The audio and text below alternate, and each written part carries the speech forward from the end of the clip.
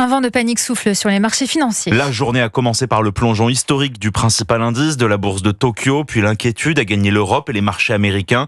Tous les marchés mondiaux décrochent face au risque de récession aux États-Unis, Tiffaine Dubuart. Oui, un premier séisme dans la nuit. La bourse de Tokyo s'effondre, moins 12,4% pour le Nikkei, soit la plus forte baisse en point de son histoire.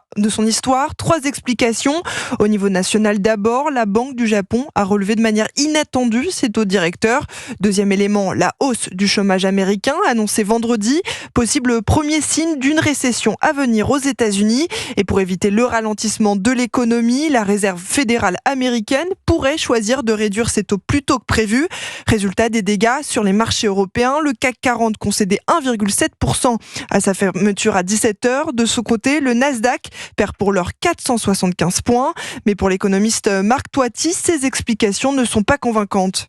La seule justification valable, c'est qu'on avait une bulle boursière qui s'était formée, notamment sur les valeurs du numérique, sur l'IA, etc. Donc maintenant, on a effectivement cette correction de la bulle, mais ça va trop loin. Cette baisse, elle est trop forte pour uniquement une pseudo-raison liée à une éventuelle récession aux États-Unis qui n'est pas du tout là.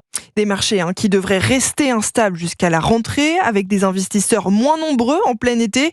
Les mouvements en bourse sont automatiquement amplifiés. Merci Tiffaine Dubuart.